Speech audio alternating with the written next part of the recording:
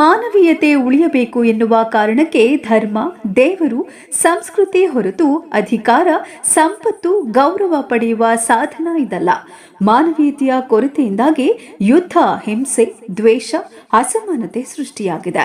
ಎಲ್ಲ ಧರ್ಮದ ಮೂಲ ಉದ್ದೇಶ ಇದೇ ಆಗಿದೆ ಹೊರತು ಯಾವ ಸ್ವರ್ಗಕ್ಕೂ ನರಕಕ್ಕೂ ಹೋಗುವ ದಾರಿಯಲ್ಲ.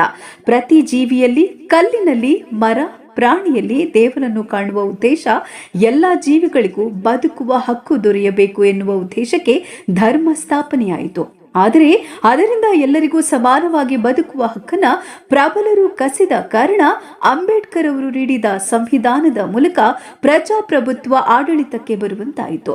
ಇದರಿಂದ 5% ಪ್ರಯೋಜನ ಆಯಿತೇ ಹೊರತು ಉಳಿದ 95% ಈಗಲೂ ಪ್ರಬಲರ ಹಿಡಿತದಲ್ಲಿ ಇರುವಂತಾಗಿದೆ. ಹಾಗಾಗಿ ಈ ಪ್ರಜಾಪ್ರಭುತ್ವದ ಪ್ರಯೋಜನ ಎಲ್ಲರೂ ಪಡೆಯಬೇಕಾದ್ರೆ ಮೊದಲು ಅಧಿಕಾರವನ್ನ ಪ್ರಜೆಗಳೆಲ್ಲರೂ ಪಡಿಬೇಕು.